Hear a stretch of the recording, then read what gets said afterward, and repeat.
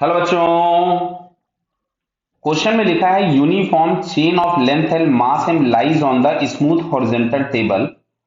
One third of its length is hanging vertically down over the edge of table. If g is the gravitational acceleration, the work required to pull the hanging part and placed on the table. तो बात को समझो, पहले मैं diagram बनाता हूं एक। अब इन क्वेश्चंस को करने के लिए एक मेथड तो इंटीग्रेशन वाला है, जिसको मैं आपसे बोलूंगा अवॉइड करना, लंबा हो जाता है। करके मैं आपको दिखाता हूं। देखिए, यहां पे बोला गया है one third portion is hanging. तो भाई अगर one third portion is hanging तो hanging mass is m/3। Hanging mass is m/3। अच्छा, यूनिफॉर्म है तो क्या समझ में आ रहा है कि जो हैंगिंग मास होगा उसका सेंटर ऑफ मास बिल्कुल बीचों बीच होगा। पोर्शन था l/3 हैंगिंग, तो क्या ये वाला जो पार्ट होगा क्या ये l/6 हो जाएगा, बिकॉज हैंगिंग पार्ट के सेंटर पे होगा सेंटर ऑफ मास। अब अगर इसको पूरी चेन को ऊपर ले जाना है, that mean centre of mass को टेबल पे ले जाना है। मतलब अगर मैं फाइनल डायग्राम बनाऊं तो फाइनल डायग्राम आपके पास कुछ ऐसा बनेगा। ध्यान से सुनना बेटा, यहां कहीं पे ये पूरी चेन टेबल पे आ चुकी है। आराम से देखिएगा, ये पूरी चेन टेबल पे आ चुकी है। क्लियर? तो अब सुनो इधर, अगर हम लोग इस टेबल पे ही रेफरेंस ले लें। क्यों रेफरेंस लेना पड़ा?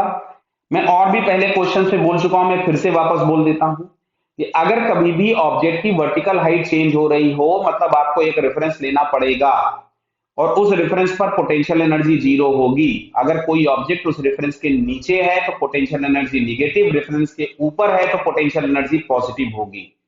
रेफरेंस हम कहां ले सकते हैं? हमारी मर्जी है, हम रेफरेंस कहीं भी ले सकते हैं, लेकिन अच्छा रेफरेंस वो होता है जो ऑब्जेक्ट की फाइनल पोजीशन है या इनिशियल पोजीशन है। तो फिलहाल अगर हम लोगों ने रेफरेंस यहां लिया हुआ है,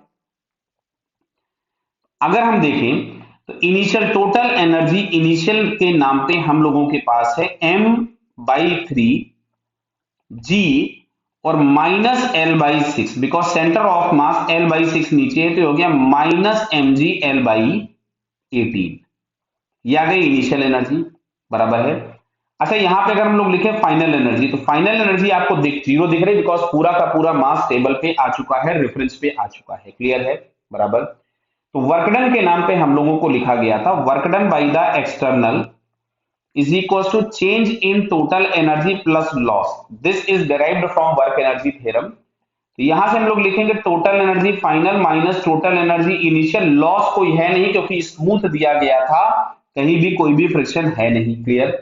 तो यहां से हम लोग लिखे तो final energy is zero, minus of initial energy, तो mg/l/18। तो क्या दिख रहा है? माइनस माइनस कैंसिल हो गया।